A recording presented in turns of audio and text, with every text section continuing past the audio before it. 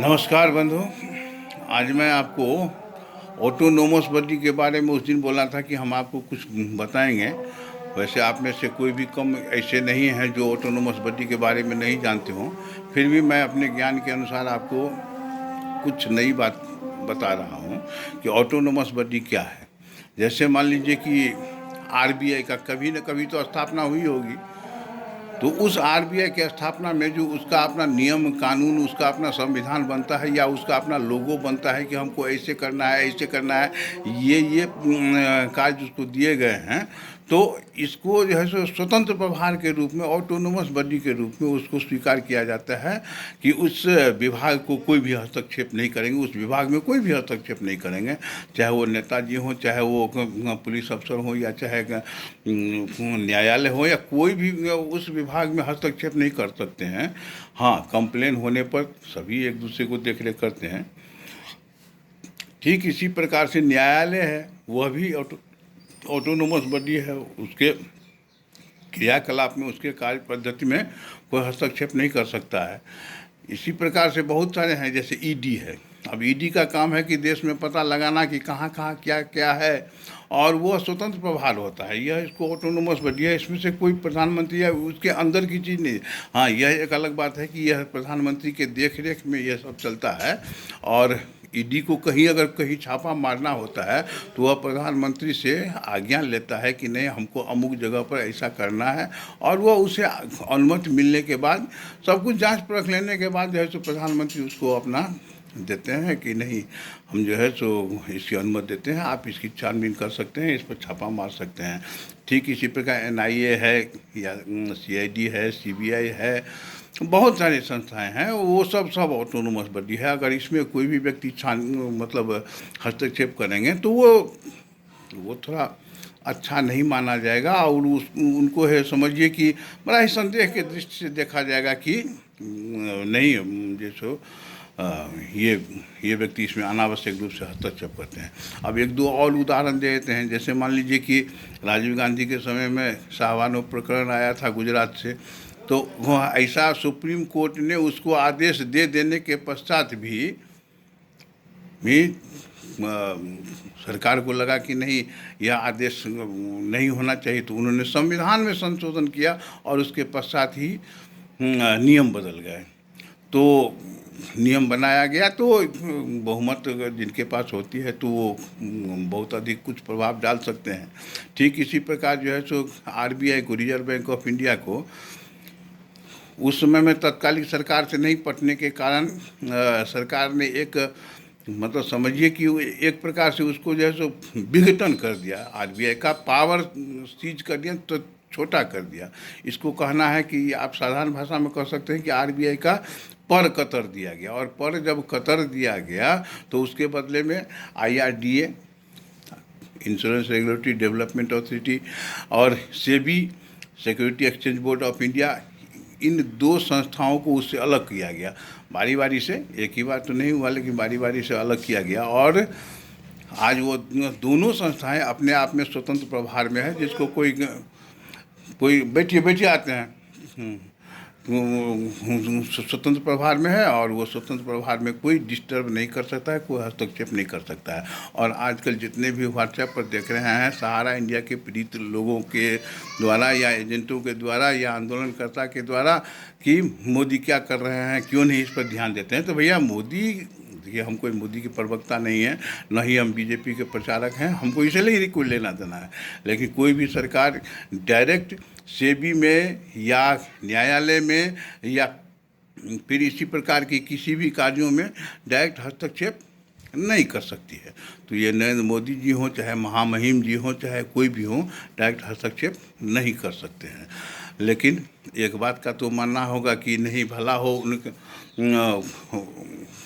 उस पुण्यात्मा की, जिन्होंने 2019 में वर्ष एक निकाल करके यह साबित कर दिया कि नहीं, जमाकर्ता चाहे किसी भी कंपनी के हों, सरकार के द्वारा लाइसेंस निर्गत करने के पश्चात ही कोई भी कंपनी कहीं न कहीं जाती है कि नहीं, हमको बिजनेस चाहिए। तो यह स्थानीय सरकार का अर्थ होता है कि राज्य सरकार को यह दिया जाएगा बाहर के नहीं, आपने चूंकि लाइसेंस दिया उस राज्य के अंदर व्यवसाय करने का, वो भी मुनाफा कमाए, सरकार भी मुनाफा कमाए और लोगों को भी लाभ दे। तो ऐसा नियम निकाला गया कि आप इस दायित्व से भाग नहीं सकते हैं और आपको उसका पेमेंट करना है या करवाना है, यह सोचना स्टेट गवर्नमेंट का काम है। लेकिन कालांतर में सभी स्टेट उसको लागू नहीं कर पाया, तो अब इसी चक्कर में है कि इसको कैसे पूरे भारत पर लागू किया जाए। अब जैसे एक ऑटोनोमस बॉडी का भी हम ये भी कर सकते हैं कि अब जैसे केंद्र है, केंद्र के अंदर में सभी राज्य आते हैं, फिर भी वह राज्य अपने आप में एक ऑटोनोमस बॉडी है कि वो अपना निर्णय स्वयं ले सकता है। और आप देख रहे होंगे कि आजकल हमारे मन के विरुद्ध वहाँ घट रही है, हम नहीं कुछ कर पाते हैं। वहाँ के मन के मुताबिक हमारे यहाँ कुछ विरुद्ध घट रहा है तो हम लोग नहीं कुछ कर पाते हैं। यानी यह स्टेट उस स्टेट वाले को डायरेक्ट कुछ नहीं कर सकता है, हस्तक्षेप नहीं कर सकता है, या फिर डायरेक्ट केंद्र सरकार भी उसको डायरेक्ट हस्तक्षेप करके कहेगा कि नहीं ऐसे करना होगा, तो ऐसा नहीं। वह नियम बनावेगा और फिर नियम करके उसको पारित करके वहाँ से भेजेगा कि नहीं इस कार्यों में इस प्रकार से संशोधन करना होगा।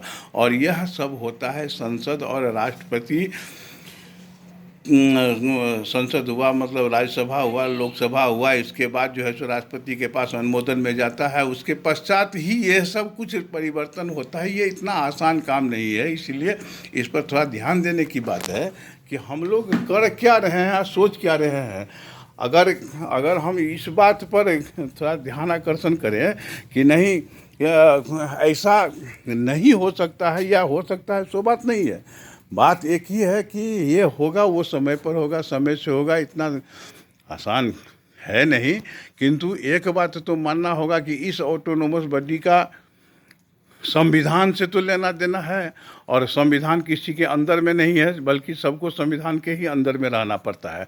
तो ऐसे अवस्था में हम अगर उतावले हो जाएं, हम अगर अनाप शनाप बोलने लगे, तो यह मेरे शिक्षा का अपमान है, मेरे ज्ञान का अपमान है। हम किसी और का अपमान नहीं कर रहे हैं, बल्कि हम ये दिखा रहे हैं कि हम कितने शिक्षित हैं वास्तव में। अगर हम संविधान के विरुद्ध बात करते हैं, आचरण के विरुद्ध बात करते हैं, अनपार्लियामेंट्री वर्ड का यूज करते हैं, तो कदाचित हम अच्छा नहीं कर रहे हैं। यह तो आपको या हमको स्वयं को समझना चाहिए। तो अभी जो यह पोर्टल बना है ना, वो पोर्टल जो है सो लगभग बनके तो तैयार हो गया है। उसको जांच के लिए 2-3 राउंड जांच आ गया है, लेकिन अब इसकी कुछ और जो है सो थोड़ा जांचा परखा जा रहा है। तो 17 तारीख को इसका उद्घाटन है, उसके पश्चात ही हम लोग उस पर अपना कुछ जो है सो लिखित रूप में कंप्लेन कर पाएंगे। तब तक के लिए हम लोगों को देखना होगा कि हम क्या कर पाते हैं। मैंने कुछ बात कहा था कि नहीं, पोर्टल में कुछ और कहना शेष रह गया है। देखिए, बैंक के अकाउंट में जो भी मोबाइल नंबर आपका सेट है वह आप जानें, किंतु आधार में मोबाइल नंबर सेट होना आवश्यक है। अच्छा होगा कि यदि बैंक के अकाउंट में जो मोबाइल नंबर है वही अगर दे देते तो अच्छा होता। अन्यथा आधार कार्ड से जो ही हम उस कंप्लेन को लॉग करेंगे तो ही आधार कार्ड पर एक मैसेज आएगा, और वह मैसेज उस नंबर पर आएगा जो नंबर आधार कार्ड से संयुक्त रहेगा। अगर वह मोबाइल बंद रहा या बदल गया तो उसको मैसेज नहीं आ पाएगा और उसका OTP नहीं जा पाएगा, उसका कंप्लेन लॉग नहीं हो पाएगा।